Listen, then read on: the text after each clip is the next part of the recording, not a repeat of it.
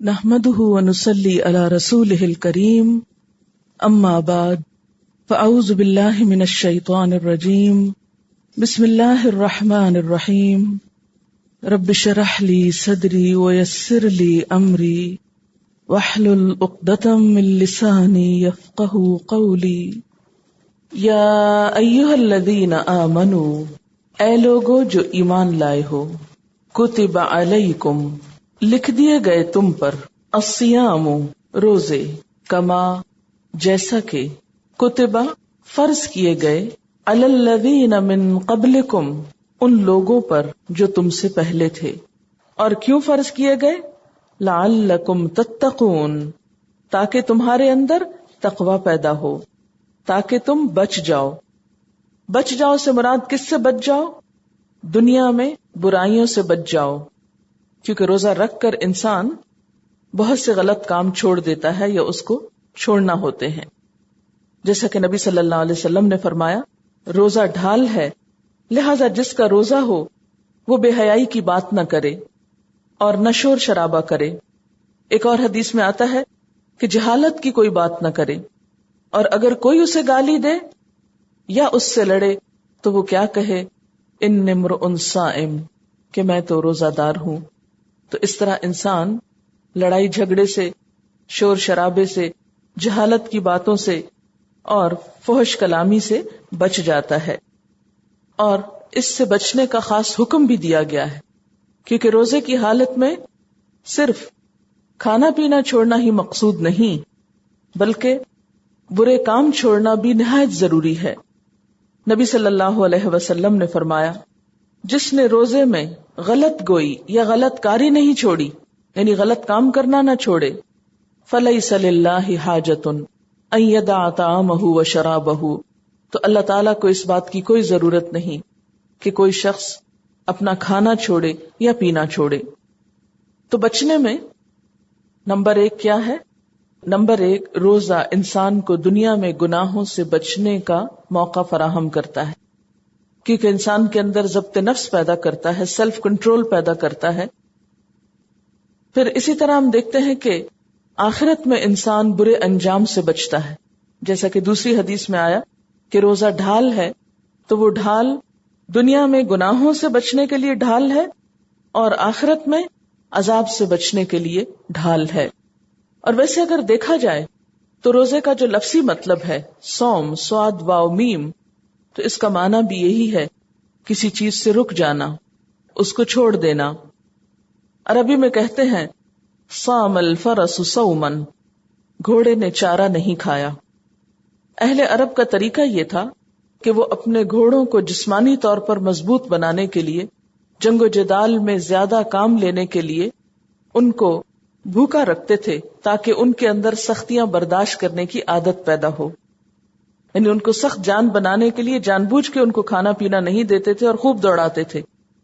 اس کے لیے بھی لفظ ساما استعمال ہوتا ہے۔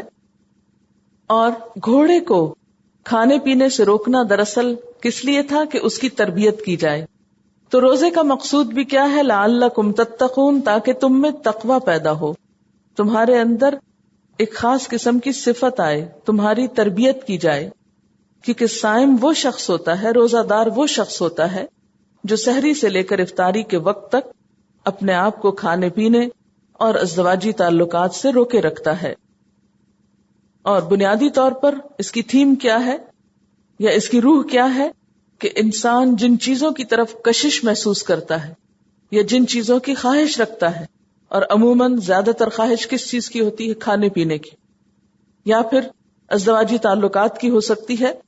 تو جب ایک انسان روزے سے ہوتا ہے تو ان دونوں چیزوں سے پرہیز کرنا ہوتا ہے۔ 30 دن کا یہ پرہیز ہر روز باقاعدہ ایک مخصوص وقت سے لے کر ایک مخصوص وقت تک انسان کے اندر اوقات کی پابندی بھی پیدا کرتا ہے اور ضبط نفس بھی پیدا کرتا ہے، جس کے نتیجے میں انسان کو اپنے نفس پر کنٹرول حاصل ہوتا ہے۔ تو جب وہ اللہ کے حکم سے حلال چیزوں سے بچتا ہے تو اس کو حرام سے بچنے کا بھی طریقہ آتا ہے۔ الفاظ کی وضاحت۔ ایامن دن ہے، یوم کی جمع، معدودات گنے چنے، معدود سے، معدود کس سے ہوتا ہے؟ عین دال دال عدد، فمن کانا تو جو کوئی ہو، منکم تم میں سے، مریدن بیمار، او یا علی سفرن اوپر سفر کے یعنی مسافر، فعدتن تو گنتی پوری کرے، من ایام اخر دوسرے دنوں سے، وعلی الذین اور اوپر ان لوگوں کے، یطیقونہ یطیقونہ اس کا روٹ ہے توئے واو قاف توق، اطاقہ یطیقو اگر اس سے اس کو مانا جائے یعنی باب افعال سے تو اس کا معنی ہوگا طاقت زائل ہونا، کیونکہ باب افعال کی خصوصیت ہوتی ہے سلب. تو ایک معنی اس کا یہ ہوگا کہ وہ لوگ جن کی طاقت زائل ہو چکی ہو، بوڑھے ہوں، مریض ہوں، صحت کی کوئی امید نہ ہو. پھر اسی طرح یطیقون اگر طاقہ سے ہو یعنی طاقت رکھتے ہوں، تو پھر طاقت رکھتے ہوں سے مراد یہاں یہ ہوگی کہ وہ کھانا دینے کی طاقت رکھتے ہوں یعنی دوسروں کو کھلا سکتے ہوں، یا پھر اس کا معنی یہ بھی کیا گیا ہے کہ تکلیف اور مشقت سے روزہ رکھنے کی طاقت رکھتے ہوں. اور بعض کے خیال میں اس سے پہلے لا تھا جو محذوف ہو گیا یعنی جو طاقت نہیں رکھتے. فدیتن فدیہ کا لفظ اردو میں استعمال ہوتا ہے بدلہ، طعام کھانا، مسکین مسکین کا ایک مسکین. فمن تو جو کوئی تطوع خوشی سے کرے، تو واو عین اس کا روٹ ہے، خیرن کوئی نیکی، فہو خیر اللہ تو وہ اس کے حق میں اچھی ہے. وان تصوموا اور یہ کہ تم روزہ رکھو، خیر لکم تمہارے لیے بہتر ہے، ان کنتم تعلمون اگر تم علم رکھتے ہو. شہر رمضان الذی رمضان کا مہینہ وہ مہینہ ہے، رمضان کا لفظ جو ہے رمضا سے ہے، رے میم ضاد الف کے آگے حمزہ. رمضا وہ بارش جو موسم خریف سے پہلے برس کر زمین کو غبار سے پاک اور صاف کر دیتی ہے. چونکہ رمضان کا مہینہ بھی انسان کو گناہوں سے پاک صاف کر دیتا ہے، اس لیے اس کو بھی رمضان کہا جاتا ہے. ہم رمضان کہتے ہیں، عربی میں یہ رمضان ہے، رمضان. الذی وہ جو انزل نازل کیا گیا فیہ اس میں القرآن و قرآن، ہدن ہدایت کا ذریعہ ہے، للناس لوگوں کے لیے، وبینات اور روشن نشانیاں، من الہدا ہدایت کی، والفرقان اور فرق کرنے والا. فمن شاہدہ تو جو کوئی پائے یا حاضر ہو، منکم تم میں سے، الشہر اس مہینے کو، فلیصمہ تو چاہیے کہ وہ اس میں روزے رکھے. ومن کان مریدن اور جو کوئی بیمار ہو، او علی سفرن یا مسافر ہو، فعدتن تو گنتی پوری کرے، من ایام اخر دوسرے دنوں سے. یرید اللہ بکم الیسر چاہتا ہے اللہ تمہارے ساتھ آسانی، یعنی اللہ تعالیٰ تمہارے ساتھ آسانی کرنا چاہتا ہے. ولا یرید بکم العسر اور تمہارے ساتھ تنگی کرنا نہیں چاہتا، تمہیں مشکل میں نہیں ڈالنا چاہتا.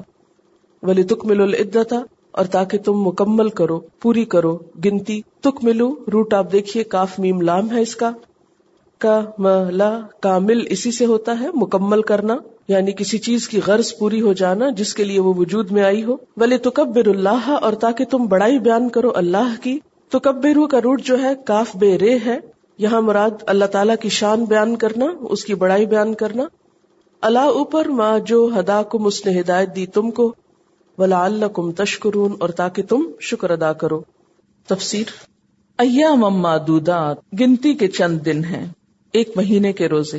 آپ نے دیکھا ہوگا کہ جس مہینے کا اتنا انتظار ہوتا ہے یا بعض لوگوں کو اس کے آنے کا خوف سا ہوتا ہے کہ معلوم نہیں آئے گا تو پھر ہمارے اوپر کیا گزرے گی اور اس سال ہم روزہ رکھ بھی سکیں گے یا نہیں. لیکن عملی طور پر کیا ہوتا ہے کہ جب رمضان آتا ہے تو گنتے گنتے گزر بھی جاتا ہے. اور ویسے بھی آپ دیکھیں کہ ہم ہجری کیلنڈر کے کسی مہینے کو اتنا نہیں گنتے جتنا رمضان کو گنتے ہیں.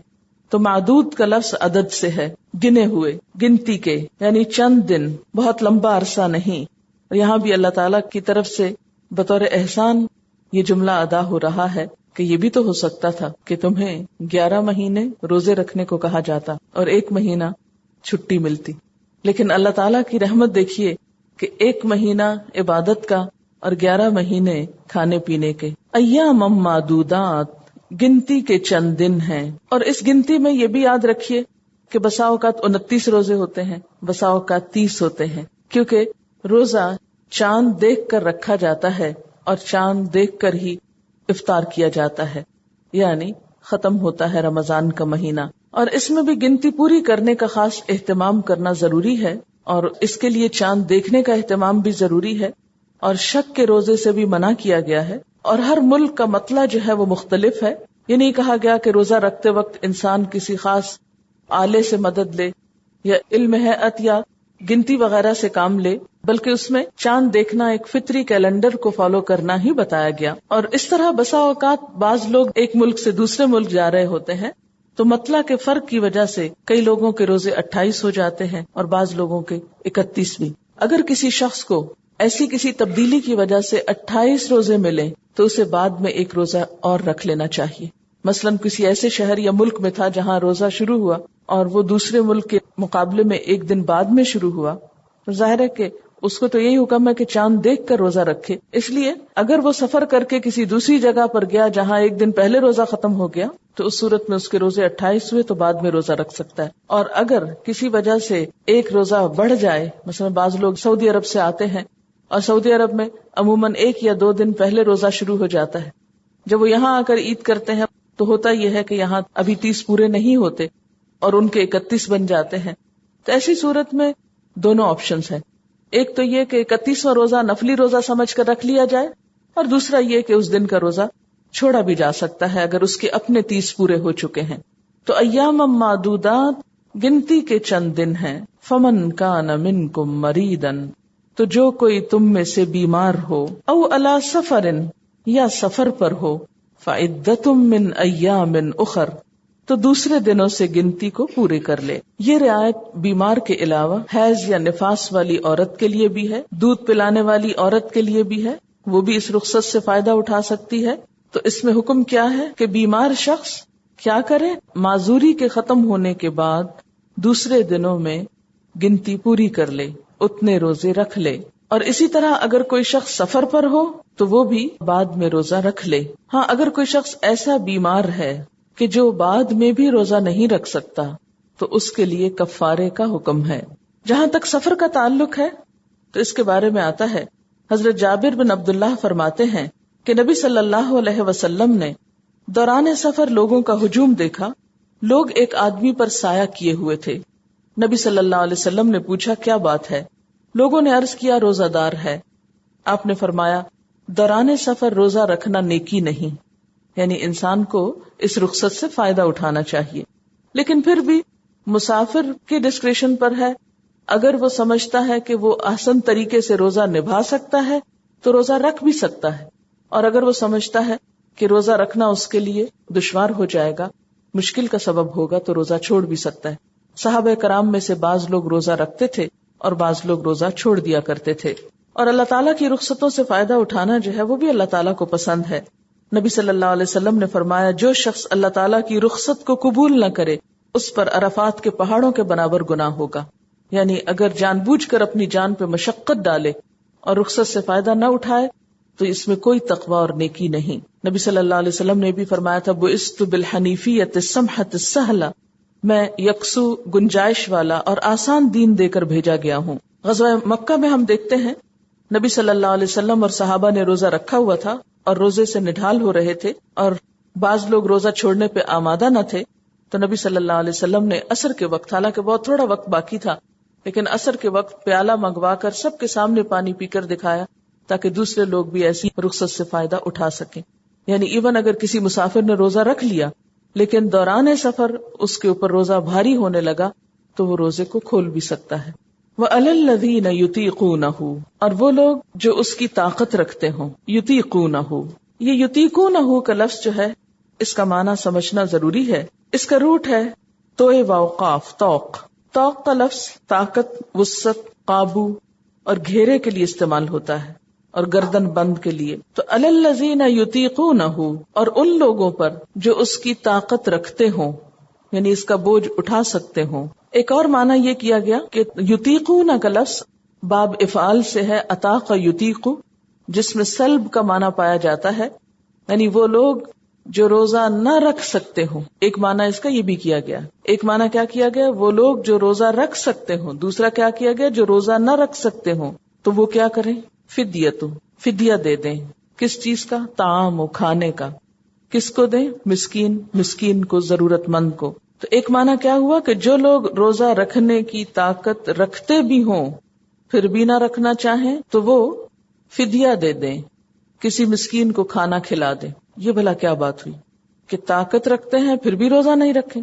اس کے بارے میں یہ تعویل کی جاتی ہے کہ بالکل ابتدائی دنوں میں جب کہ روزہ فرض ہی ہوا تھا تو اسلام کی جو ایک خاص روح ہے کہ ہر کام گریجولی اور سلولی ہو اور ایک تدریج کے ساتھ حتیٰ کہ لوگ عادی ہو جائیں، تو اس قانون کے تحت ایک محدود وقت کے لیے رخصت دی گئی تھی، تو کچھ لوگ اس سے بھی فائدہ اٹھا سکتے تھے. لیکن بعد میں جب دوسرا حکم نازل ہوا، اور وہ حکم کہاں ہے؟ اگلی آیت میں، آیت 185 میں. اس کے بعد جب آیت 185 نازل ہوئی تو یہ سہولت یا رخصت واپس لے لی گئی.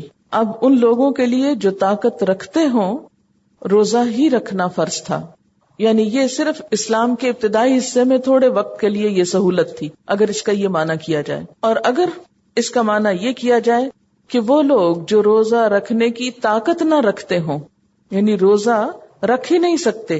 کیوں نہیں رکھ سکتے؟ یعنی بہت بوڑھے ہیں، یا کوئی ایسی کرونک ڈیزیز ہے کہ جو مستقل بیماری ہے، مزمن بیماری ہے، جس کے شفا یاب ہونے کی کبھی کوئی امید نہیں، یا ایسا کہ جو ذہنی بیمار ہیں، بعض لوگ ذہنی معذور ہوتے ہیں.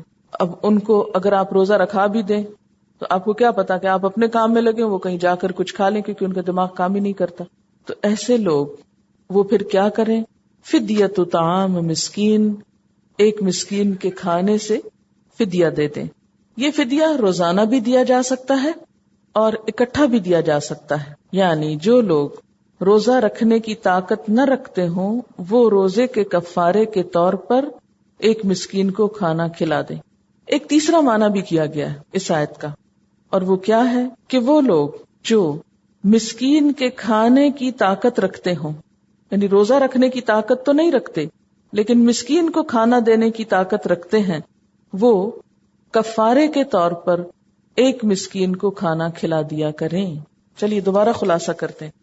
پہلا معنی یہ ہے وَعَلَى الَّذِينَ يُطِيقُونَهُ، وہ لوگ جو روزہ رکھنے کی طاقت رکھتے ہیں اور پھر روزہ نہ رکھیں تو ایک مسکین کو کھانا کھلا دیں. یہ حکم مخصوص محدود وقت کے لیے تھا، اسلام کی اس سہولت کے تحت جس میں ہر بڑے حکم سے پہلے، یعنی ایک چیز کی پابندی عائد کرنے سے پہلے لوگوں کو سہولت بھی دی گئی، ایک رعایت یا رخصت بھی دی گئی، لیکن بعد میں یہ رخصت واپس لے لی گئی. آیت نمبر 185 سے یہ رخصت ختم ہو گئی، یہ حکم منسوخ ہو گیا، اگر اس کا یہ معنی کیا جائے. دوسرا معنی کیا کیا جاتا ہے کہ وہ لوگ جو روزہ رکھنے کی طاقت ہی نہیں رکھتے وہ کیا کریں؟ مسکین کو کھانا کھلا دیا کریں. فمن تطوع خیرا، اور جو کوئی خوشی سے نیکی کرے گا. کیا مطلب؟ کہ وہ روزہ بھی رکھے اور مسکین کو کھانا بھی کھلا دے. فہو خیر اللہ، تو وہ اس کے اپنے حق میں بہتر ہے، وہ اسی کے لیے اچھا ہے.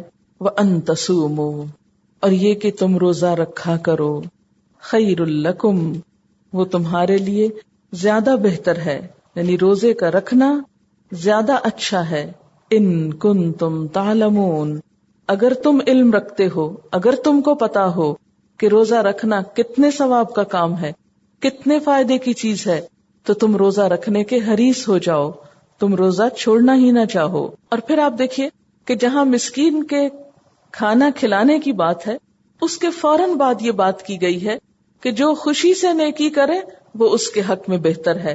اس کا کیا معنی ہے کہ ویسے تو مسکین کو ایک وقت کا کھانا کھلانا ہوگا، لیکن اگر کوئی شخص 2 وقت کا کھانا کھلا دے، یا یہ کہ ایک مسکین کو کھلانے کی بجائے 2 یا 3 کو کھلا دے، تو جو جتنی نیکی جتنی خوشی سے کرے گا وہ اس کو اتنا ہی فائدہ دے گی. یعنی اصل حکم تو ایک کھانا کھلانے کا ہے، لیکن اگر کوئی شخص اس کو بڑھا لیتا ہے تو یہ نیکی کا کام ہے، اس میں کوئی حد نہیں ہے. نیکیوں میں تو آگے ہی بڑھنا چاہیے. فاستبقوا الخیرات شہر رمضان الذی انزل فیہ القرآن، رمضان وہ مہینہ ہے جس میں قرآن نازل کیا گیا. یعنی رمضان کی فضیلت اس اعتبار سے بھی ہے کہ اس میں نمبر 1 روزہ فرض ہوا، نمبر 2 قرآن نازل ہوا. اور رمضان کی کون سی رات میں؟ لیلۃ القدر میں. جیسے کہ قرآن پاک کی ایک اور آیت سے پتہ چلتا ہے، انا انزلناہ فی لیلۃ القدر، بے شک ہم نے اس قرآن کو لیلۃ القدر میں نازل کیا. وما ادراک ما لیلۃ القدر، اور تمہیں کیا معلوم کہ لیلۃ القدر کیا ہے؟ لیلۃ القدر خیر من الف شہر، لیلۃ القدر 1000 مہینوں سے بہتر ہے. یعنی اس میں وہ کام ہوا جو 1000 مہینوں میں نہیں ہوا کرتا، یا اس کی عبادت کا اجر و ثواب اتنا ہے جیسے 1000 مہینے عبادت کرنے کا. تو شہر رمضان الذی انزل فیہ القرآن ھدی للناس وبینات من الھدی والفرقان. قرآن کیا ہے؟ لوگوں کے لیے ہدایت کا ذریعہ ہے. کس لیے یہ نازل ہوا؟ کہ لوگ اس سے فائدہ اٹھائیں. کون سا فائدہ؟ ہدایت کا فائدہ. اور کیا فائدہ ہے؟ وبینات، اور اس کتاب میں روشن نشانیاں ہیں، ایسے دلائل ہیں کہ جو انسان کی ہدایت کا کام دیتے ہیں. بینات من الہدا، یعنی قرآن سارے کا سارا بھی ہدایت ہے، اور اس میں کچھ خاص چیزیں ایسی ہیں کہ جو انسان کی ہدایت کا خصوصی ذریعہ بنتی ہیں، یا جو ہدایت قرآن کے ذریعے انسان کو ملتی ہے وہ کسی اور طریقے سے نہیں مل سکتی. آپ ذرا اس نقطے کو سوچیں، اس پر غور کریں. یعنی ایک دفعہ نہیں صرف کہا گیا ھدی للناس، بلکہ کیا کہا گیا؟ وبینات من الھدی والفرقان. دوبارہ ہدایت ہی کی بات، کوئی اور لفظ بھی تو آ سکتا تھا نا، شفا آ سکتا تھا، رحمت آ سکتا تھا، کچھ اور ہوتا، لیکن پھر ہدایت ہی کی بات کی گئی. اور یہ ایک بہت بڑی سچائی ہے. دنیا کی کوئی اور کتاب پڑھ لیں، کوئی اور طریقہ اختیار کر لیں، کوئی اور وظیفے کر لیں یا چلے کاٹ لیں، لیکن ان طریقوں سے وہ سب کچھ نہیں ملے گا جو اس کلام ہدایت سے مل سکتا ہے. ہدایت کا اصلی، بنیادی اور اہم ترین ذریعہ یہ کتاب ہے. اور یہاں خاص طور پر جو لفظ فرقان کہا گیا، اچھے برے میں فرق کرنے والا، حق و باطل میں فرق کرنے والا، اور خصوصی طور پر ہر مسئلے کا حل بتانے والا، جب سے نازل ہوا جب تک رہے گا، یہ لوگوں کے لیے ہدایت کا ذریعہ بنا رہے گا. اور ہدایت کا مطلب دراصل کیا؟ راہ دکھانے والا. کس چیز میں راہ؟ مشکلات میں راہ دکھانے والا، ہر مسئلے کا حل بتانے والا. اسی لیے ہم دیکھتے ہیں کہ نبی صلی اللہ علیہ وسلم رمضان کے مہینے میں خاص طور پر قرآن سے تعلق رکھتے تھے. ویسے پڑھنا تو پڑھنا ہی ہے، یعنی تلاوت اور قرات تو ہے ہی، لیکن خصوصی طور پر رات کے وقت نماز میں، یعنی تراویح کی نماز میں اس کی تلاوت بحالت قیام اور زیادہ فضیلت کا سبب ہے. اس میں آپ دیکھیے کہ نبی صلی اللہ علیہ وسلم نے یہ بھی بتایا کہ روزہ انسان کے حق میں سفارش کرے گا، اور رات کا قیام. آپ صلی اللہ علیہ وسلم نے فرمایا، من قام رمضان ایمانا و احتسابا غفر له ما تقدم من ذنبه. جس نے رمضان کی راتوں میں ایمان اور احتساب کے ساتھ، یعنی ثواب کی نیت سے قیام کیا. کس قیام کی طرف اشارہ ہے؟ تراویح کے قیام کی طرف. تو اس کے پچھلے سب گناہ معاف کر دیے جائیں گے. ایک اور حدیث میں آتا ہے، روزہ اور قرآن انسان کے لیے سفارش کریں گے، انسان کی طرف سے جھگڑیں گے. حضرت عبداللہ بن عمر رضی اللہ تعالی عنہ سے روایت ہے کہ رسول اللہ صلی اللہ علیہ وسلم نے فرمایا، روزہ اور قرآن قیامت کے دن بندے کے لیے سفارش کریں گے. روزہ کہے گا، اے میرے رب، میں نے اس بندے کو کھانے پینے اور اپنی خواہشات سے روکے رکھا، لہٰذا اس کے بارے میں میری سفارش قبول فرما. قرآن کہے گا، اے میرے رب، میں نے اس بندے کو رات سونے سے روکے رکھا، لہٰذا اس کے بارے میں میری سفارش قبول فرما. چنانچہ دونوں کی سفارش قبول کی جائے گی. اسے احمد اور طبرانی نے روایت کیا ہے. نبی صلی اللہ علیہ وسلم رمضان میں جبریل علیہ السلام کے ساتھ قرآن پاک کا دور فرمایا کرتے تھے. دور کرنے کا مطلب کیا ہوتا ہے؟ ریویژن کرنا. جتنا قرآن سال بھر میں نازل ہو چکا ہوتا تھا تو وہ سارے کا سارا رمضان میں اس کو دوبارہ ریوائز کر لیتے تھے. اور جہاں تک تراویح کا تعلق ہے، نبی صلی اللہ علیہ وسلم نے رمضان کی 3 راتوں 23, 25 اور 27 کو صحابہ کرام کو ان کا قیام کرایا، یعنی باجماعت بھی پڑھائی.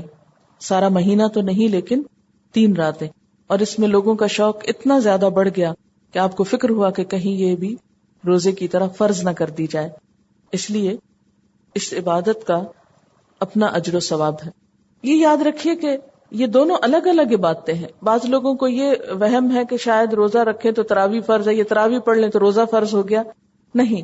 اگر کوئی شخص بیمار ہے اور بیماری ایسی ہے کہ جس کی وجہ سے وہ روزہ نہیں رکھ سکتا تو ایسی صورت میں تراویح پڑھ لے. اور اگر کوئی شخص روزہ رکھ لیتا ہے لیکن کسی ایسی وجہ سے مثلا سفر ہے یا کوئی اور تکلیف ہے یا کوئی ایسی مجبوری آ گئی ہے یا مصروفیت آ گئی ہے کہ جس کی وجہ سے وہ تراویح نہیں پڑھ سکا تو اس سے روزے پر اثر نہیں پڑے گا. فمن شہد منکم الشہر فلیصم، پس جو کوئی تم میں سے یہ مہینہ پائے اسے چاہیے کہ روزے رکھے. اب یہ آیت جب نازل ہوئی تو اس کا مطلب کیا ہے؟ اب رخصت باقی نہیں رہی. وہ علی الذین یطیقونہ میں جو رخصت تھی وہ ختم ہو گئی. اب ہر شخص کو روزہ رکھنا ہوگا. ہاں یہ رخصت باقی ہے کن کے لیے؟ ومن کان مریضا، اور جو کوئی بیمار ہو، او علی سفر، یا سفر پر ہو، فعدۃ من ایام اخر، تو وہ دوسرے دنوں سے گنتی پوری کر لے.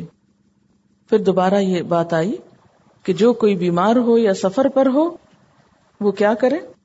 دوسرے دنوں سے گنتی پوری کر لے. اور پھر یہ کہ جو بھی تم میں سے یہ مہینہ پائے، عورت ہو مرد ہو، جس پر بھی روزہ فرض ہے، جو بھی موسم ہے، گرمی ہے سردی ہے، دن لمبے ہیں یا چھوٹے ہیں، اسے کیا کرنا ہوگا؟ روزہ رکھنا ہوگا. یرید اللہ بکم اليسر ولا یرید بکم العسر، اللہ تمہارے ساتھ آسانی چاہتا ہے اور وہ تمہارے ساتھ تنگی نہیں چاہتا. یعنی مریض اور مسافر کے لیے رخصت باقی رکھنے کی علت کیا ہے، حکمت کیا ہے، وجہ کیا ہے کہ اللہ تعالیٰ انسانوں کو سہولت دینا چاہتا ہے. اگرچہ روزہ فرض عبادت ہے لیکن اس میں بھی رخصت دے کر اسلام کی اس خوبصورتی کو برقرار رکھا گیا کہ جس میں یہ بات آتی ہے کہ کسی بھی انسان کے اوپر اس کی حیثیت سے بڑھ کر بوجھ نہیں ڈالا جائے گا. لا یکلف اللہ نفسا الا وسعها. اور جہاں تک آسانی اور تنگی میں سے آسانی کو اختیار کرنے کا تعلق ہے تو عام حالات میں بھی نبی صلی اللہ علیہ وسلم کا طریقہ کیا تھا؟ حضرت عائشہ رضی اللہ تعالی عنہا فرماتی ہیں کہ آپ کا طریقہ یہ تھا کہ جب آپ کو دو باتوں کا اختیار دیا جاتا تو آپ اس میں سے آسان بات کو اختیار کرتے تھے بشرطے کہ اس میں گناہ نہ ہو. یعنی جب آپ کو دو باتوں کا اختیار دیا جاتا تو آپ آسانی کو اختیار کرتے. مثال کے طور پر اگر کسی جگہ پر جانے کے لیے دو راستے ہیں یا دو ذرائع ہیں تو آپ اس میں سے وہ ذریعہ یا وہ راستہ اختیار کرتے جو آسان ہوتا. مثلا اگر آپ کے پاس آپشن ہے کہ آپ کسی جگہ پر پیدل جائیں یا گاڑی پر جائیں تو آپ کس پر جائیں گے؟ اگر گاڑی میسر ہے تو کیا جان بوجھ کے پیدل جائیں گے کہ آپ کو ثواب زیادہ ملے گا؟ نہیں، اس میں ثواب کی کوئی بات نہیں. ہاں اگر گاڑی نہیں ہے اور آپ پیدل جا رہے ہیں تو ٹھیک ہے، اس مشقت کا اجر آپ کو مل جائے گا. اور اگر گاڑی ہے تو گاڑی میں پیٹرول ڈالنے کا یا گاڑی خریدنے پہ جو پیسے لگیں گے اس کا ثواب آپ کو مل جائے گا. اس میں تو کوئی شک نہیں کہ قدم قدم کا اجر ہے. لیکن نبی صلی اللہ علیہ وسلم کا طریقہ تو آپ کے سامنے ہے کہ جب آپ کو اختیار ملتا دو چیزوں میں سے ایک کا تو آپ آسانی کو اختیار کرتے. پھر اسی طرح آپ دیکھ سکتے ہیں کہ اگر مثال کے طور پر آپ کے پاس آپشن ہے کہ آپ جہاز پر جائیں یا آپ ٹرین پر جائیں تو اگر آپ کے پاس پیسے ہیں اور آپ افورڈ کر سکتے ہیں تو آپ جہاز پر چلے جائیں. اب یہ کہنا کہ نہیں ٹرین پر جانا یا گھوڑے پہ بیٹھ کے جانا یا اونٹ پہ بیٹھ کے جانا زیادہ ثواب کا کام ہے اور جہاز پہ بیٹھنا گناہ کا کام ہے، تو یہ چیز جو ہے یہ کوئی دین نہیں ہے. کیونکہ ہمارے ہاں بسا اوقات ایسی باتیں بھی کہی جاتی. وآخر دعوانا